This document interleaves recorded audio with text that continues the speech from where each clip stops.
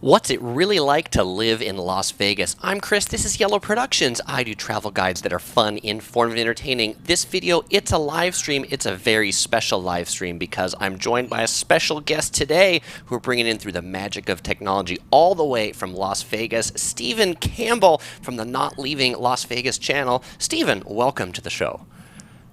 Thank you so much for having me, and thank everybody who's here in the chat with us right now. 220, that was fast, Chris. They must love you.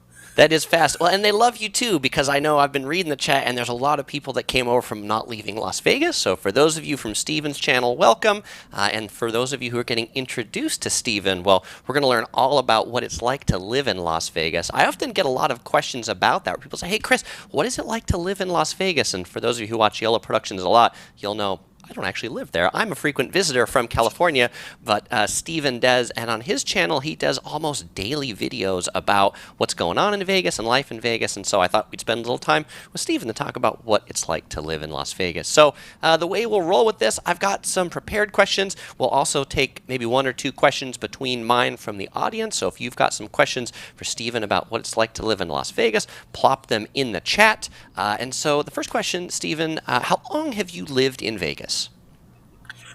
Well, I moved here in 2004, and so between 2004 and now, that's what, like 100 years in COVID years? I think so. It's actually, I think, so it's like 16 years. So in that time, I did a brief stint. Sounds like a brief stint. Tahoe is nice. I'm not saying it's like doing prison time. I did a brief little visit over to Lake Tahoe, and I lived there for a little bit. I spent some time in California, but I've been in Vegas pretty much the entire time. I had a place here, and we were just looking at other options during the whole economic recession meltdown we had, but we always ended up back here in town. So never for more than 6 months at a time was I ever not here. Always kind of been here for the last 16 years. Cool. So what made you decide to move to Las Vegas in the first place? It's a crazy long, super hyper personal story that my wife will kill me if I tell too much of it. But I actually came to the United States in 2004, and I was in Southern California in San Diego, like El Cajon. My uncle was building houses, and I lived in Tijuana, Mexico, of all things, where it was a lot cheaper, and he speaks Spanish like perfectly. So we lived down in Mexico. I came over the border every day until a friend of his said, why don't you come with me to Las Vegas? And I work with the conventions. Remember those, Chris? Those were a thing, right? The conventions before COVID, right? Yeah. Yeah, there was a lot of them. When we got a lot of people together in one place, right? Yeah. Yeah. Now we just do it on a giant Zoom chat and hope that we don't get the crash of the bandwidth. But so I went and helped him set up the World of Concrete Expo that was happening. I think that's what it was in 2004. No, it was the Mining Expo. My apologies.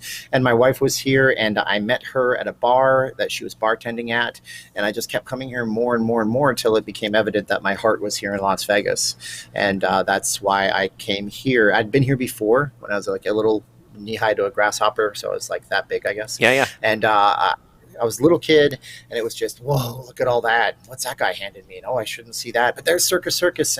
But I never experienced that as an adult until then, and I just fell in love with the place, the city, the people, the architecture, the way the life moved out here, and the business climate. Very cool. Jordan and Grant. I fell in love with my wife. You're right. You fell in love with Vegas and in Las Vegas. That's awesome. From the live chat, Jordan Grant asks, what's the weather like in November? Is it cold?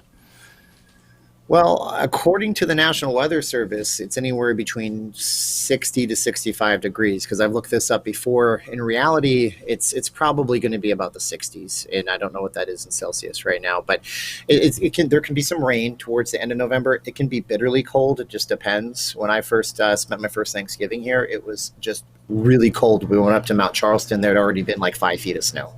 So it can get really, really cold, but in general, it's pleasant. It's nice, but you're not going to wear shorts and a t-shirt ever in November. And that's why we have, so many people come in that part of the year, because it's the perfect weather time. For sure. I often tell people it's cold in Vegas, and people don't believe me. They watch my videos and they're like, Chris, you're wearing like a fleece and long pants. What's wrong? Yeah. And I'll be like, it was February. It's cold. All right. So Stephen, we used to have Sorry, Go ahead. we used to have people come in and they're from the United Kingdom or something like that. And I love all Yeah. the people from the UK. They're so nice. And it would be January and they're wearing these little shorts and a t-shirt and the guys are trying to look all macho and the girls are all dressed up real nice. And the guys didn't look at the forecast and the girls did because that's the nature of it. And that's how they act. And so they would say, oh no, it's okay because I'm used to it. You never get used to that cold wind in the desert. Trust me on this. For sure. What's something that you expected to find in Vegas that isn't that way? You know, maybe visitors come and they're like, "Oh, Vegas is like this," but when you live there, you find it's not actually true. Um, we don't, the amount of people that you'll run into that have nothing to do with the casinos is staggering. It's crazy. You think that you're going to move into an area or live in a condo complex and everybody works in a casino. There's people here that start their businesses, work in other places. There's people that work in technology, not as much, not as diverse as we want, and make no doubt about it. There's a lot of people that are attached to casino industry, but no, not going to the strip all that often. That's a big deal too. Most people that live here, they don't look at like an entertainment city. They make it a home for themselves. And there's a lot of people that have been out here a lot longer than you think. Some families are multi-generational out here. So it's not this one and done city that people just always go. It surprised me, the sense of community, especially after October 1st, the incident I'm not going to go into, but the way the community came in upon itself, it was just such a warm feeling that you think a city like Las Vegas can never have. I've actually heard that from a lot of people who live in Las Vegas. That's actually one of the things people often say is that they really like the other people who live there in the community. And I think that is something where Right. you would never feel that on the strip, right? Because the people on the strip aren't really real people, or at least they're not real people when they're on the strip. You know.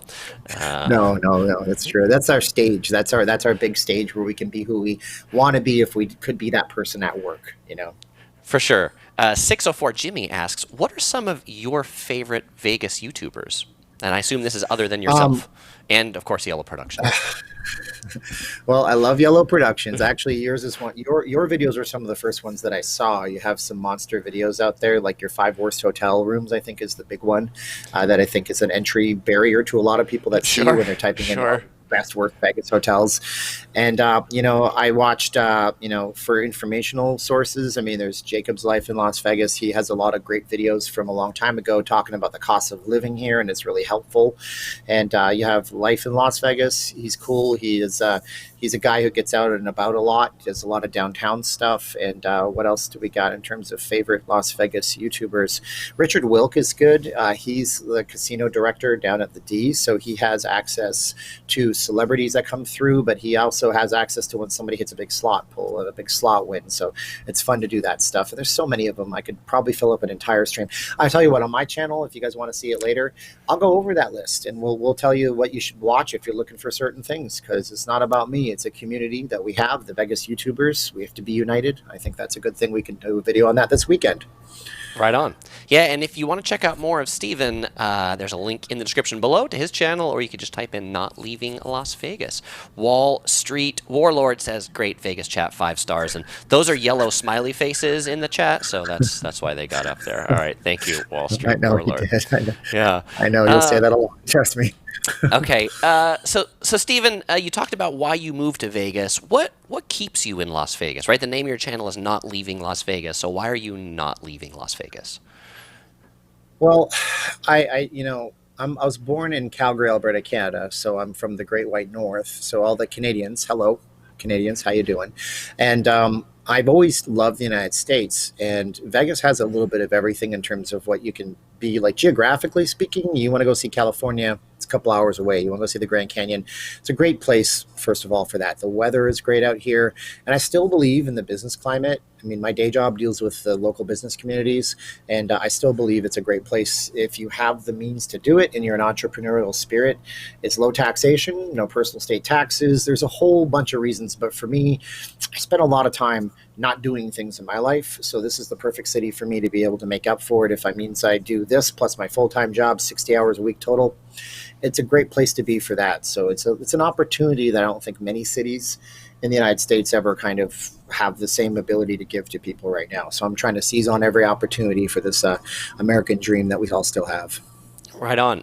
In the chat, we have Mark from Walter's World in the house saying, "Chris with the Vegas hotels for the win." Welcome, Mark from Oh Walter's World. yes. It's great to see you again today. Jake McShane asks, "Do you get tired of seeing slot machines everywhere?"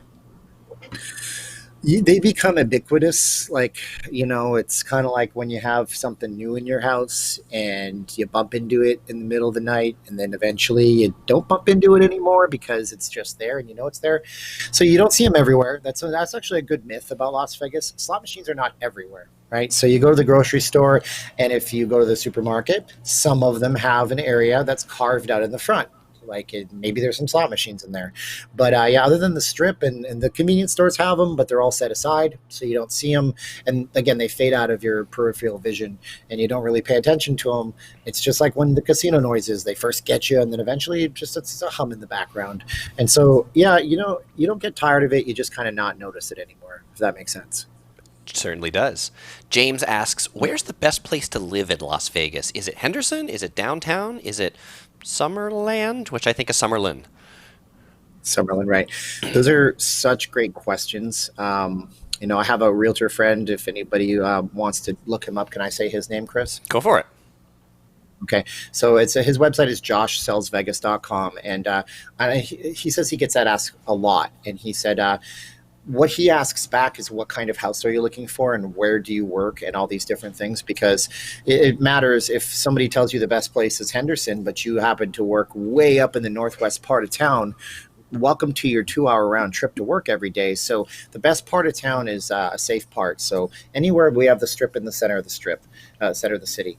As far away you can go from the strip, it's going to be better. And that's just an economic reality of a tourist area. Chris, I think you can agree. You've been to different places, and sometimes it can be rough near where all the tourists hang out. For sure. To go over to the west, that's your Summerlin areas. Then you also have upscale like McDonald's Ranch, Rhodes Ranch. There's Aliente. Those are all on the outside. So if you're picking in Las Vegas, look at a map of the city, go as far away and as close to where you're going to be on a regular basis, and that's probably the best place for you. Thank you for that.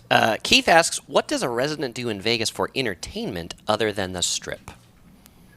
So other than the strip, if you have a proclivity for going into the hotels and the casinos and you like that environment, and a lot of us do, we don't live in the casinos, but some folks go out to dinner, they go out to movies, they go bowling, they have their local bar or pub. Those are entertainment things. There's movie theaters in Las Vegas. You have day trips. So if you're an outdoorsy person, you can go out to Red Rock. There's Mount Charleston. You can go fishing. If you drive an hour out of town, you can be up. It's an hour and a half. You can be up towards Alamo, which is towards Rachel, Nevada. We know that is the extraterrestrial highway. But inside, in the city of Las Vegas, you have the same things that any other city might have. Plus now, not this year, of course, we have sports. We have the Vegas Golden Knights. Then we have the Henderson Silver Knights. They're the one level down from the NHL. You have their minor league affiliate.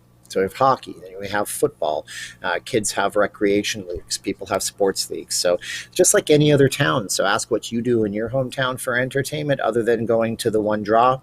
That's what we have here too. In my hometown, I go to the beach, which you don't have in Las Vegas, but I'm not We saying have that. the beach at There you go, the beach at Mandalay Bay. Very good. Very good. That was a great answer. There you go.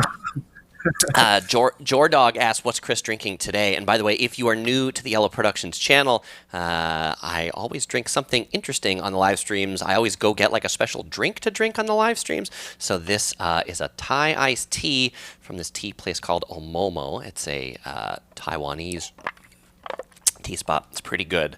And, a lot of people think like, "Chris, you're just promoting these drinks." Nobody has paid me to promote a drink on my live stream.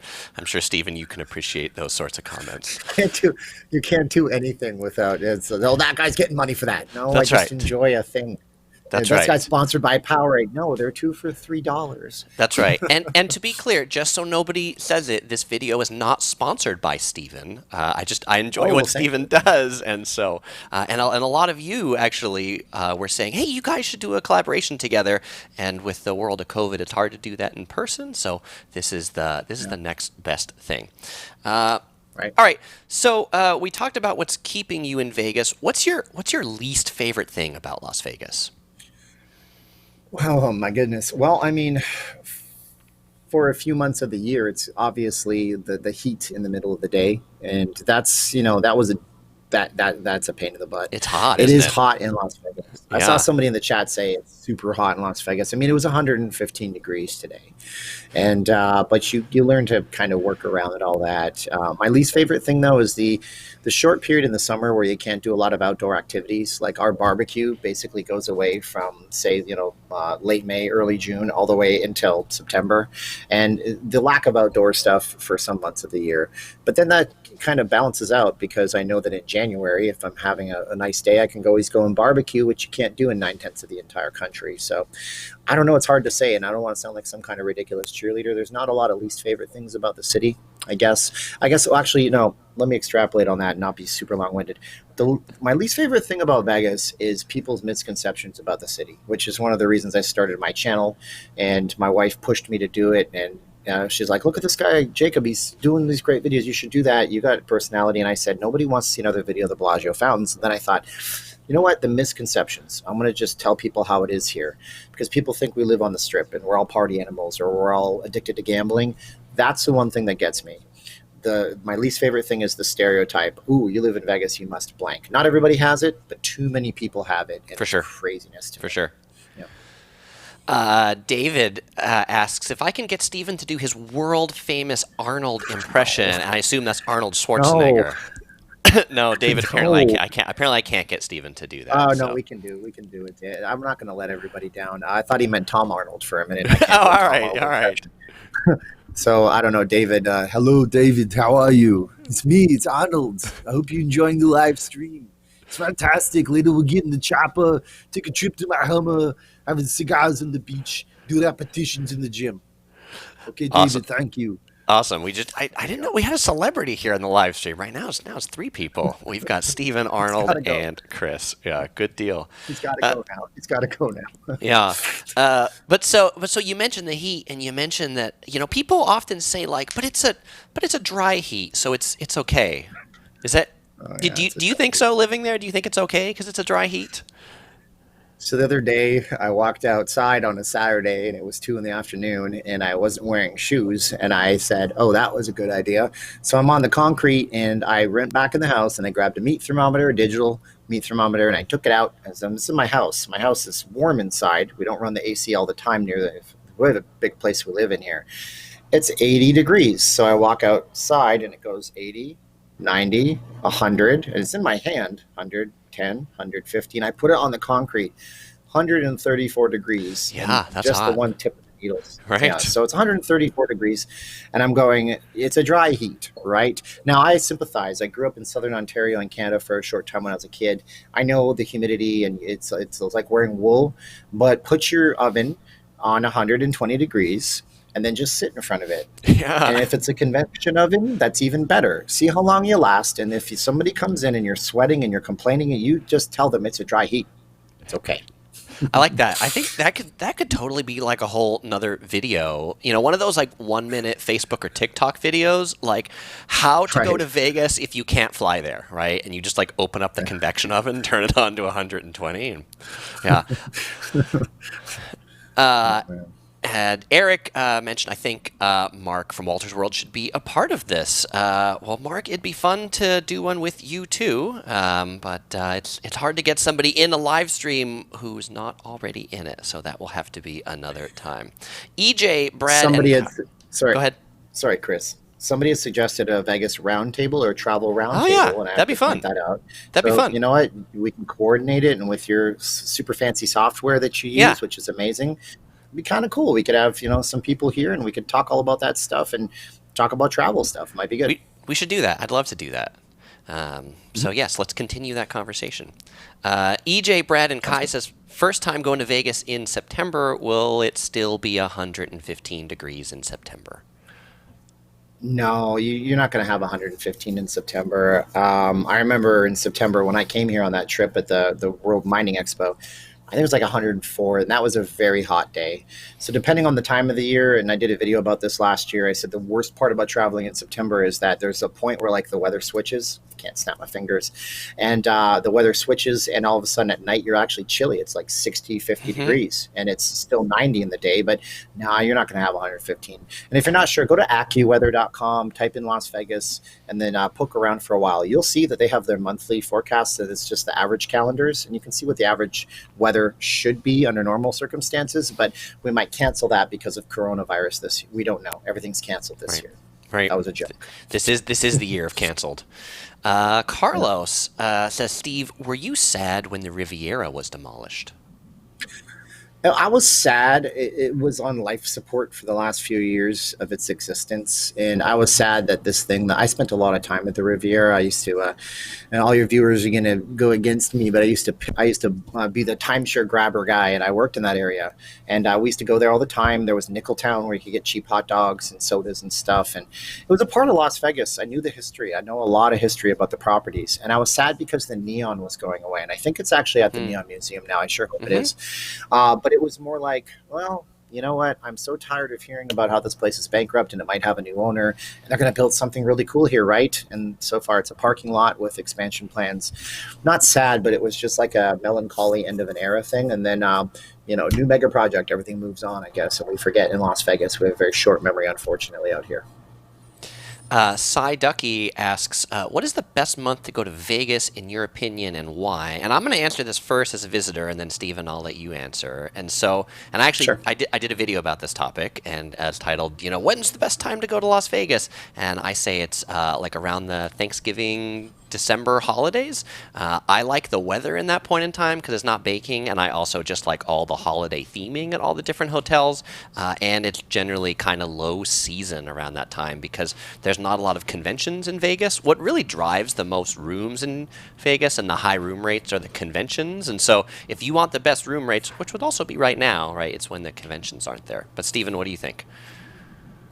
Well, I prefer, that's a good point. Yeah, you're right. There's a lot of people are in a merrier, cheerful mood, especially that time of the year too. And you get a lot of, under normal circumstances, international travel because not every country celebrates Christmas, but consumerism demands that we all basically travel and do our holidays at the same time, which is good.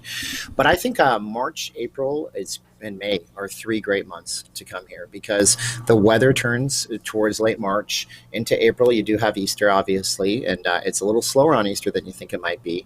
But the weather is great, and there's the right amount of people. There's not a lot of major conventions there. And if anybody's ever wondering about that, the LVCVA, it's called VegasMeansBusiness.com. You can always go see. But if your booking calendar, when you're traveling in terms of room rates, if the prices seem off the charts, we won't have that until at least next year with conventions all being closed down.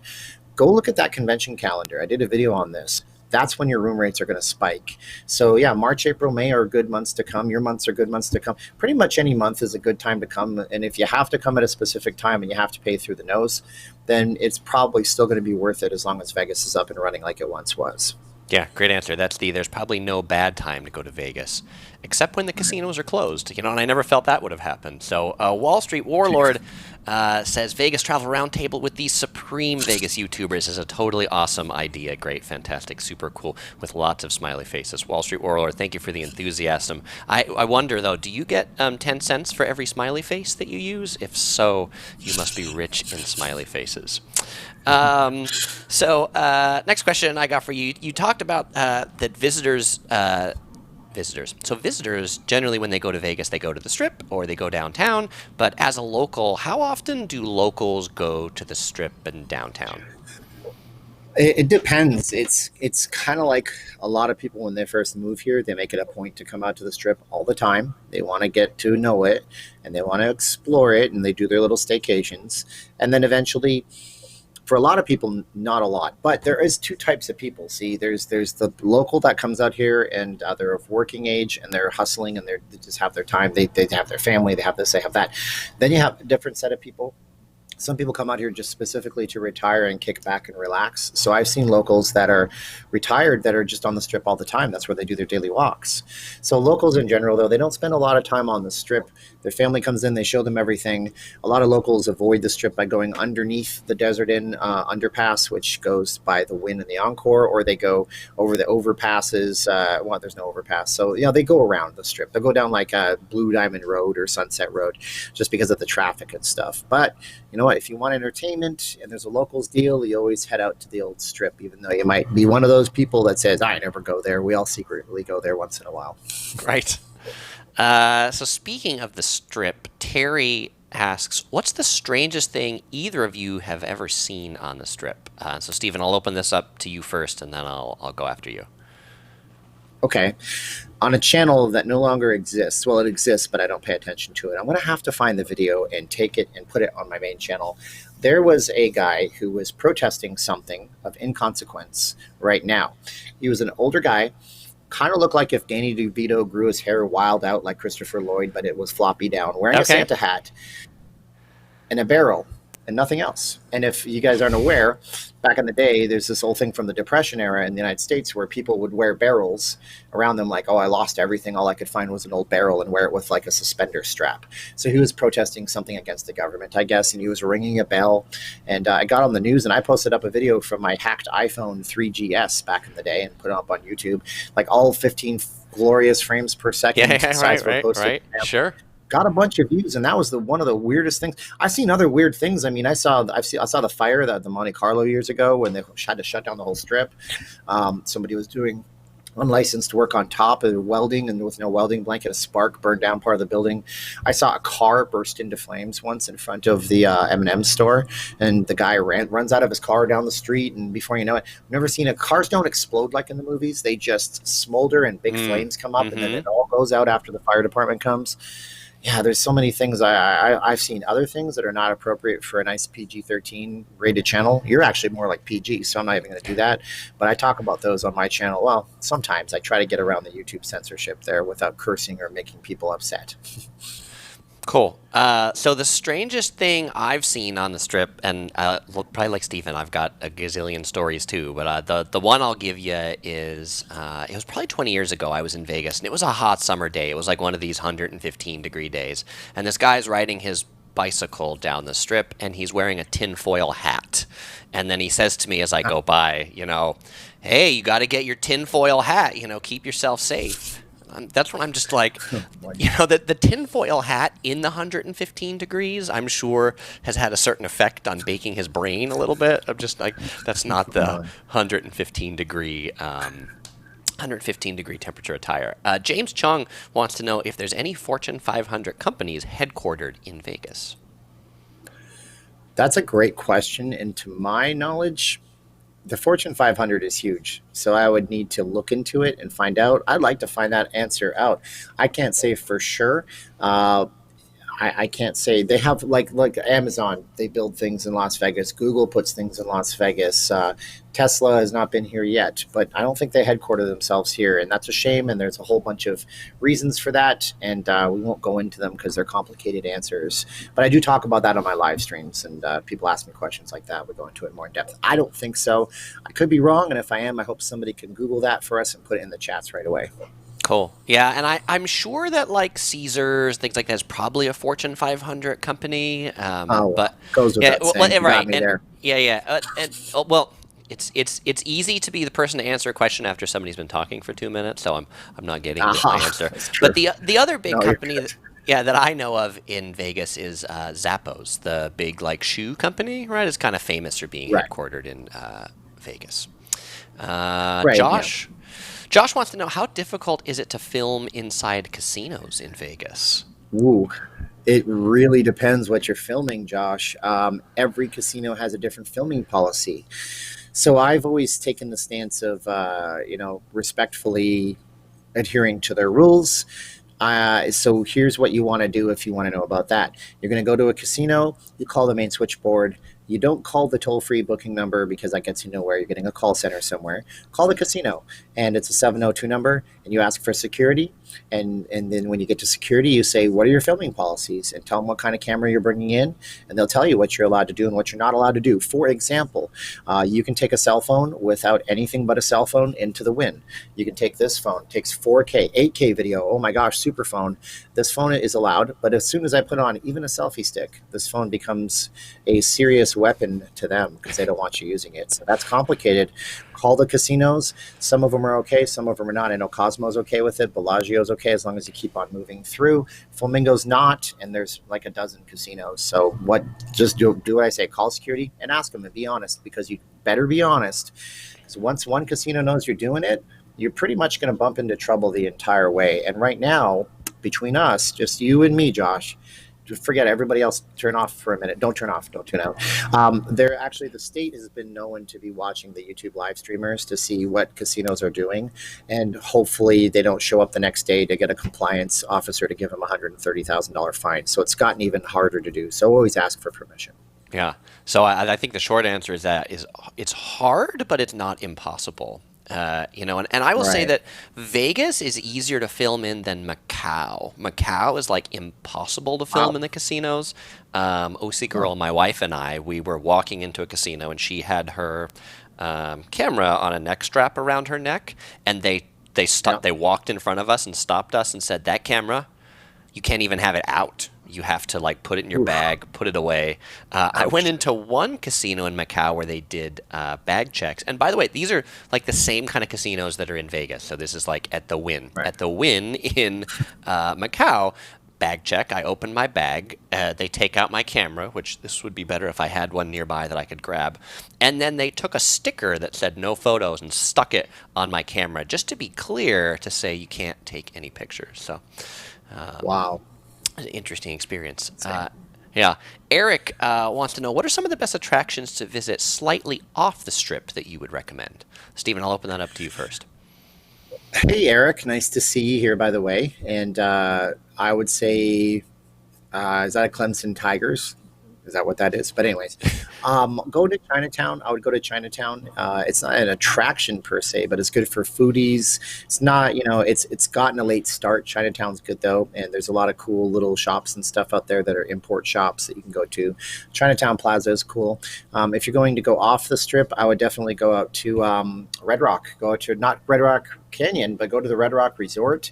It's slightly off the strip, but it's a couple of miles off the strip. Downtown Summerlin is really nice. They have a nice little walking area out there. Town Square, which is on the strip technically, just south. Another shopping area with parks for the kids, fountains, lakes built into it, and Sunset Park. Sunset Park doesn't get enough recognition. They have a giant lake in there. They have tons of walking trails, and that's really close to the strip. You just go down the strip till you hit Sunset. You go east for a mile or two, and there you are with volleyball courts, baseball fields, places to picnic. Do what we used to do. Just go get some KFC or some McDonald's, and nowadays they'll just beep beep on your phone. They bring it there. And go and sit in a park in Las Vegas. Go down and see the cultural areas. There's one other thing too. Go to Maryland Parkway. If you have any Filipinos or people watching that like that kind of stuff, Maryland Parkway has, some of the best Asian markets in the whole entire city. It's not even Chinatown. And there you have the Boulevard Mall, which has got Sequest, which I hope they're open. That's a huge chain that does it's an indoor aquatic zoo. It's pretty cool down there. There's go-karts down there. That Lots sounds of cool. cool stuff. Yeah, Lots of good that's stuff. neat. So my couple favorite attractions, slightly off the strip. The first one's the Pinball Hall of Fame. It's kind of this old arcade. It's not an old arcade, but it's an arcade that has 100 vintage pinball machines. They're actually building a new location on the strip, but their current one is about a mile off the strip. I'm a big fan of In-N-Out Burger, and the In-N-Out Burger that's on Flamingo across the strip. Tropicana? All right, thank you for that. Yeah, thank you. That's on Tropicana. That's what I meant to say. And so that one is one of the two locations of In-N-Out Burger that has a company store. So if you want to get all the In-N-Out swag, you want to get an In-N-Out blanket, you want to get In-N-Out flip-flops, you can pick those up there. So those are my two favorites. One last thing I couldn't forget. go for it. Allegiant Stadium. Allegiant Stadium. You might not even be a football fan, but my gosh, go check out Allegiant Stadium. It's a fantastic, architecturally based. It's a great stadium. It's 6 minutes away from the Mandalay. You can survive the heat that long, and it's totally worth going to see this giant thing that Vegas never had before. That'll sit empty this year, but it's like, in a way, it's the future of the whole entire city with what it's going to bring to town. It's going to pay off in spades. I think it's an amazing thing to go right off the strip and just marvel at. Yeah, I look forward to seeing it. Last time I was there, it was still a big, spaceship construction looking thing. So, Oh yeah. Janet says she loves this. She's both are awesome. Big fan of both. Thank you, Janet. I Thank appreciate you, it. Janet. Yeah. Jill loves the Pinball Hall of Fame Museum. And Grant, who clearly watches Yellow Productions a lot, says, who knew that Chris was a big fan of In-N-Out Burger? I eat an In-N-Out Burger way too much. And then the funny thing about going to that company store, like I go there nearly almost every time I go to Vegas, and they know me, both at the company store, the main one, and then also the one by the link, by the High Roller. There's an In-N-Out Burger, and they sell T-shirts there too. Yep. And it seems like when I walk by, there's usually somebody who comes out the window and say, "Hey, it's good to see you again." Um, Very nice. all right.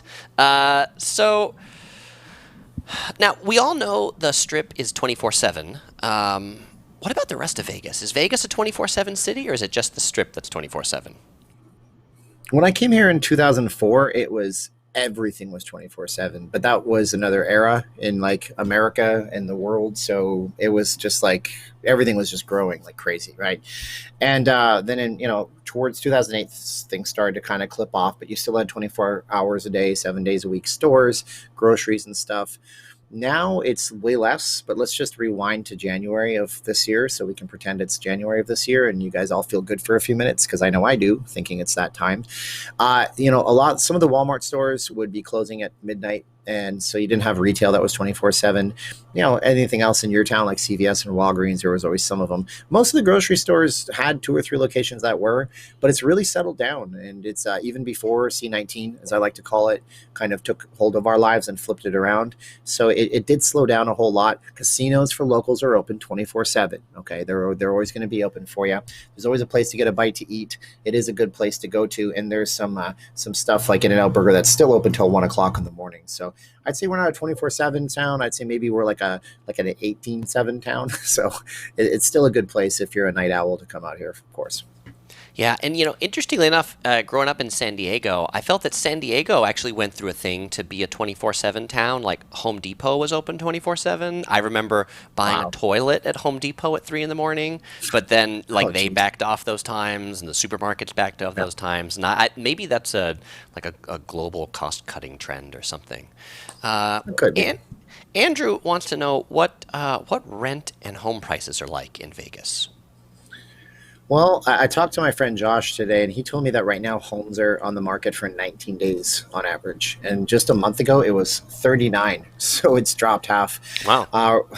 But mortgages, I mean, So the mortgages, the home market is hot right now. Then is that basically what it's yeah, saying? it's not as Yeah, hot. not as hot as it It's used to getting be. hotter. It's not as hot as places like Texas right now. There was a realtor I watched on TV. They said they sold a home on Skype. Their client was in California. They showed him the home tour on a Skype call, and they said, "Okay, so I'll sign the papers." Not like that yet, but it's mortgage is always going to be based on mortgage is based on your finances. So if you have 50% down payment versus you're going to get an FHA loan, so mortgages. But we'll talk about the rent. Rent is about $1 per square foot to $1.50 per square foot. So 1,000 square feet is $1,000. And when some YouTubers say Vegas is affordable, some people get down on us and say it's not affordable. But that's all based on your perception, because in California, the $1,000 is worth $3,000, right? And so it's more affordable compared to other spots. So that's a kind of a direct answer for you. For mortgage stuff, the median home price is maybe what you're asking me. The median home price is about $330,000 for a single family home right now. So whatever you can work out for a mortgage, I mean, some people get great mortgages because they have an 800 credit. Some people have a 650, the least you can have. So your mortgage is going to vary. So I hope that answers your question a little bit, Andrew. I'm not an expert, but reach out to me or ask Chris. I'm sure he knows more about that stuff too, based on where he's at. Cool. Thanks, Stephen. Wall Street Warlord asks, "Where is Topher today?" Topher's right here. Topher's right here. There's all the Yellow Productions crew with the pandas, but in particular, this one, he's Topher today because he's got the little bandana that says Topher. Let's put him right back up there. All right, cool. Christina wants to know if utility bills are expensive in Las Vegas. Maybe electricity is a good one to talk about too, since air conditioning is like a big thing, right? Yeah, I mean, it's like when I lived in California for a little bit, it was like, oh, this house has air conditioning. That's a feature. And when you come here, it's like, this house has air conditioning. It's a thing that happens in every house and every building. Right. So, utilities, yeah, utilities, they're expensive in the summertime because of the electricity bill. If you have a big house, you're going to have two air conditioning units, one on each side of the house. Bigger has three, and you're going to run those, and they're going to run all the time, and you're going to set them, and it can be outrageous. I know water is also very expensive if you have a lawn. I know somebody that had a $600 a month water bill in the summer months. Yeah. But that's not to scare you away, because most of the places out here that are newer have desert landscaping. They use less water. So out here, your electricity could be anywhere between $60 in the wintertime for 800 or 900 square feet. It could be all the way up to, your electricity could be $300-400 a month, depending on how much you use. So it's going to be on the high end, $300-400 a month if you have a big place and you're running your AC all the time. On the low end, $50-60. What most people will do after they move into a place, they'll live there for 6 months to a year, call the power company, they'll put you on an equal payment based on your history. That means that they take the whole entire bill for a year, they chop it into 12, divide it by 12, and you pay the same amount every single month. If your bills go up because maybe you start a new hobby like woodworking and you're using big power tools, it'll go up the next year, but they'll still divide it by 12. So that's a way to get around that. And with water, conserve water. We're in a desert. There's not enough fresh water out there, and we have a serious drought going on. And so, there's no such thing with the water. You just got to deal with that. John says, let's get to 300 likes. Come on, man. Hey, if you guys are enjoying this video and enjoying the collab, definitely give it a thumbs up. Let us know. I've seen a few more people You got say 700 watching, Chris? we have 700 watching us. Yeah, Wow. that's great. That's good. My first ever live stream. I'm so impressed. I'm sure. Sure. All right. Alberta asks a similar but different question than what we had earlier. Earlier we had, what was the weirdest things you've seen on the Strip? Alberta's asking, what's the weirdest things you've seen on Fremont Street? I've always had odd experiences there. Well, I'm going to defer this one to you to go first because I want to think of some stuff. Is that fair enough?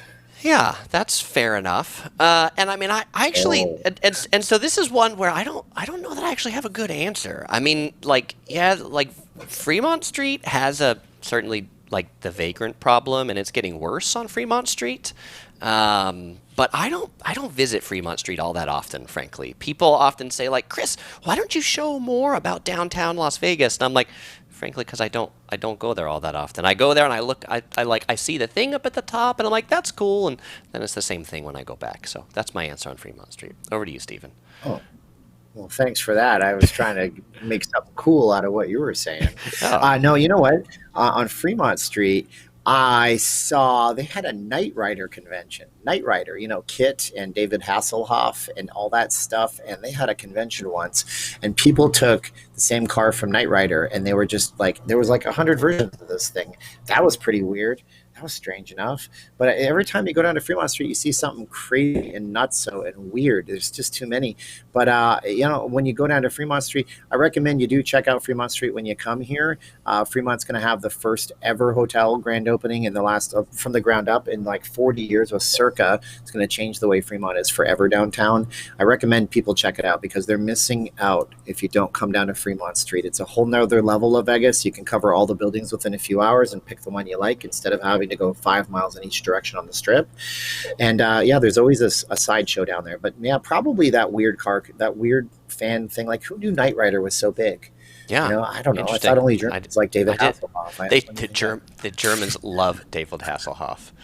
I'm an old man making those references, I'll tell you. Yeah. So I'm sure anybody who's been to the Strip knows that traffic is awful on the Strip. What about the rest of Vegas? Is traffic an issue in Vegas, or is traffic just an issue on the Strip? Not really. This city, my bandwidth just dropped. I look like I'm coming to you from 2005. The intertubes appear clogged. Wow, that's terrible.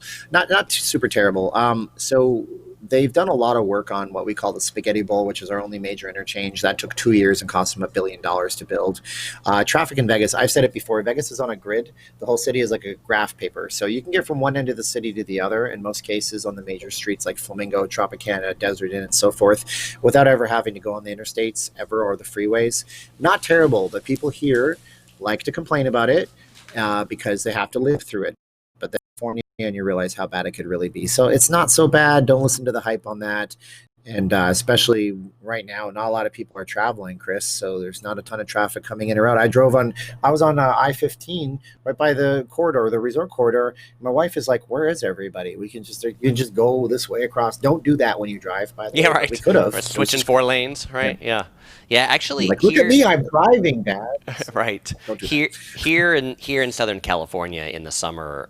On weekends, traffic's always really bad because of all the people going to the beaches. But yeah, right now traffic's super good. We usually don't go to downtown Los Angeles because it's usually one of those like hour and a half time sucks, even though it's only 30 miles away. But now we can actually get there in 30 minutes. So it's one of the positive parts about this. Big Euro asks if Vegas has rats.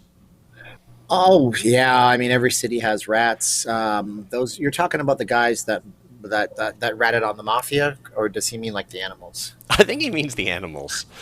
I know, that's the joke. No, yeah, Vegas has mice. It has rats. It has vermin, so to speak. I mean, we have in the area. I live in an area where there's houses, but there's not a lot of houses. So we have these little chipmunk critters that run around. We have bunny rabbits in my neighborhood, but yeah, we have rats. If you have a problem with rats, I've never specifically seen a rat in real life. The things that get me are the insects. So don't worry if you don't like rats. You're probably never going to see them as long as you clean up after yourself. And the casinos are super uber over the top good with pest control. So if you're coming out here and you want to start a pest control business, you're probably going to do pretty well for yourself, because one thing people will never deal with, even if they're broke, is having pests in their house. So that's not a lot of rats, but they are out here. Yeah. David wants to know, what are some of the best restaurants that locals go to in Las Vegas? Or in this case, that you go to in Las Vegas? Well, I mean, we've been spending more and more time at the Blue Ribbon, which is out at Red Rock, and it's a local place that has several different. I think it's a local place, but it's a great restaurant. They out in Red Rock, it seemed like a Japanese sashimi. Well, I like sashimi and not sushi, but it's sushi and sashimi. But they have fried chicken as well. They're famous for that. That's one place. Locals, if they want to get a good meal, they'll find a place that works for them. When we go to Chinatown, we go to a place called Fa Saigon 8. It's a local place for good dining. If you want to eat out in your local, you might go to Town Square. They have a ton of different places at Town Square that are restaurants, from big chains like California Pizza Kitchen. Yes, everybody's going to say they claim bankruptcy. They're not out of business yet, folks. Then you have the Henderson Green Valley Ranch, the district. They have some good dining down there, so people from Henderson will go over there. People in North Las Vegas, well, you live in North Las Vegas, maybe you go to Aliente. North Las Vegas is a whole other ball of wax. It's just an older area, but they're going to find their place. Town Square is good. Green Valley is good. Summerlin, I mentioned the downtown Summerlin. That's also really good for restaurants. To name them specifically, we just go to the Vietnamese place all the time, and I eat way too much In-N-Out Burger for anything else. But that Chris and I are friends because of that. That's right. There is no such thing as too much In-N-Out Burger, just so we're on the record. There was one time, OC girl, my wife, gave me the dare to be like, Chris, can you eat In-N-Out Burger 3 times in one day? And there was one day, I had it twice. I had it for lunch and I had it for dinner, but I've not had it for 3 times in one day. And I think I had it twice the same day because I had it for lunch and then she really wanted it for dinner, and so there we go. EJ says, do you ever get scorpions in your house? And I've seen a few other questions about, are scorpions a thing in Vegas? So yeah, they're a thing. There's 24 different species of scorpions in Nevada, and they're a 24. thing. They were never 24. Yeah, they were never a thing when I lived closer to people in a more densely populated area. And I mean, densely is just single family homes on a cul-de-sac or a crescent or whatever we call them down here. Did I say it right? Cul-de-sac, is that a thing? Mm-hmm. It's Cul-de-sac, Canadian that's term, a thing. maybe. Yeah, sure is. Oh, good. I said a Canadian word the other day and somebody looked at me like I was speaking like space alien. So anyways, for any rate, yeah, you get them where I am. We live in an area with lots of open spaces, so it's like if you've seen any of my videos, like the one I did today, I'm like walking through almost like open desert area. You'll see them there. Most people don't ever see them. We get them in the house. I hate them very, very much because I have three cats, and the three cats, the one cat will stare at it. The other cat's old and just sits on the bed, but the little Siamese cat will start swatting at it.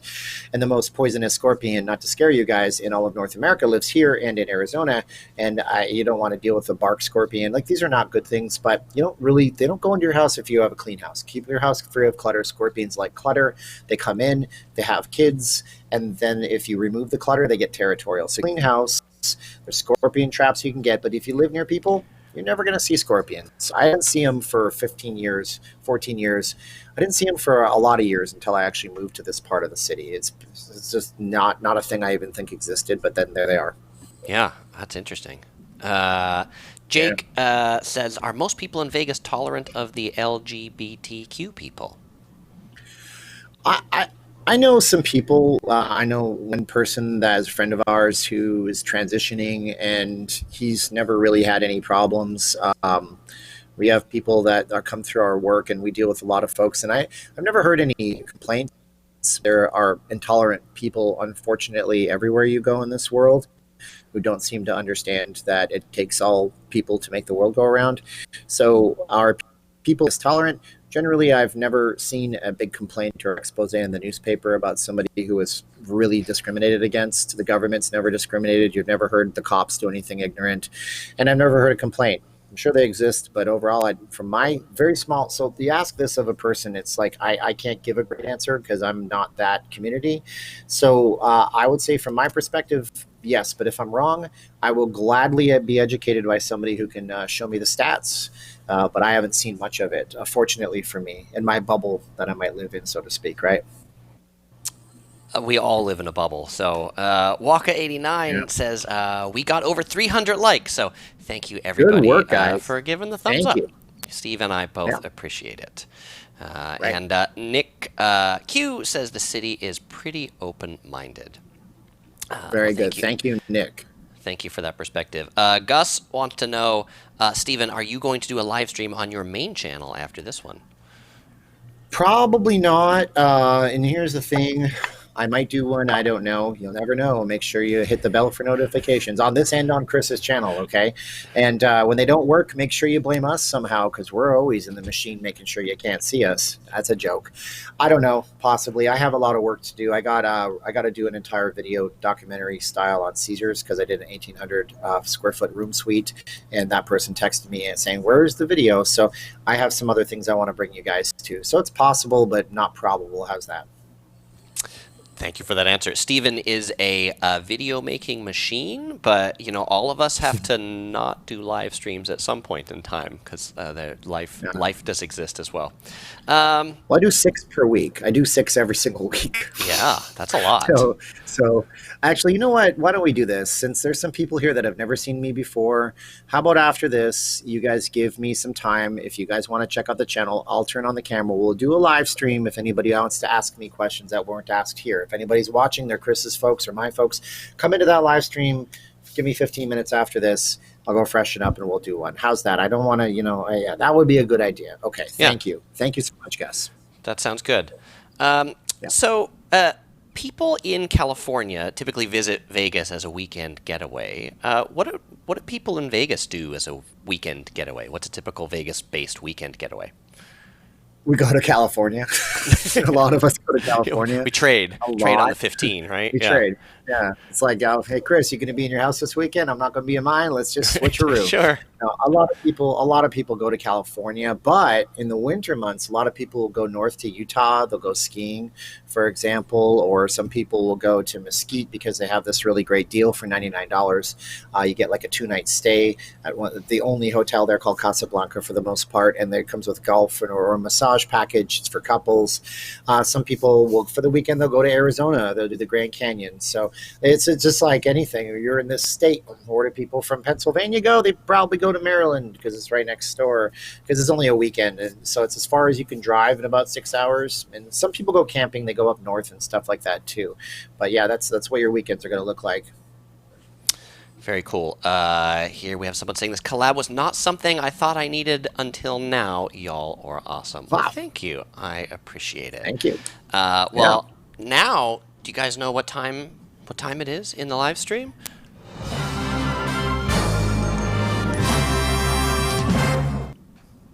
It is giveaway time, and so I always give away a Yellow Production shirt on my live streams for someone who answers a special question. Today's question, and if you answer this question, you'll get a Yellow Productions crew shirt, just like in that picture back there that you can't see because I have it split, just like in that picture right back there, and I'll ship it anywhere in the world. To get this question right and to win that shirt, you have to answer the question, how many species of scorpion are there in Las Vegas? The first person to put that number in the chat wins the shirt. And so while people are putting that number in, Stephen, how can people tune into your content if they want to find you or they want to find your after Q&A show? Well, my channel is called Not Leaving Las Vegas. It was supposed to be, hey, look, it's Vegas, because that's what people say from the plane when they fly in. And then my wife said, you don't know anything about marketing. And I said, no. And so she picked Las Vegas. So just type it into Google, into a search bar on YouTube. It's funny because when you type not and then the letter L, it just seems to magically pop up for you. So I guess she was right on the branding.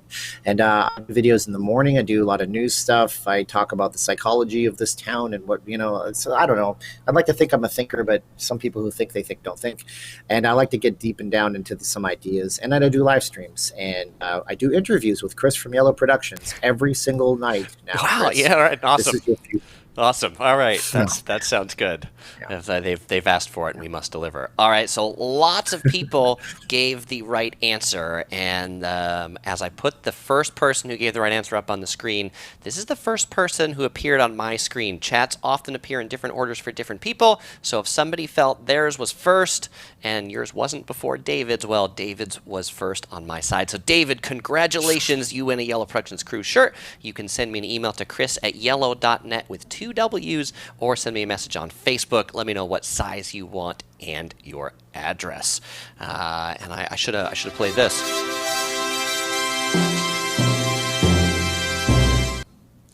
Yeah, David, you got to get the graphics, otherwise it just wouldn't be as good of a win. Well, Stephen, thank you very much for being on the show here today. It was totally a pleasure. We should definitely do this again, and I look forward to either hanging out with you on your channel or my channel in a round table or in whatever form that might be. That'd be fun. I'd like to have you come over to my channel and you can tell some people. I think it would be great if you could explain the differences between, China, Macau versus what you've seen over here. And you can give your perspective of how, different casinos are different in the world. I'd love to know what you know, and we'd pick your brain for a little while. If you guys want to see that, make sure you throw a like to this video, and make sure you guys do subscribe to Chris, because he does different videos and he does awesome production, and he's just a super overall nice spirit, which is a great thing on YouTube. It really is great. Oh, right on. Thank you, Stephen. I appreciate it. Well, as usual, I won't say goodbye because I'll see you all in the next video, and I'm sure Stephen won't say goodbye either because he'll see you all over on the Not Leaving Las Vegas channel.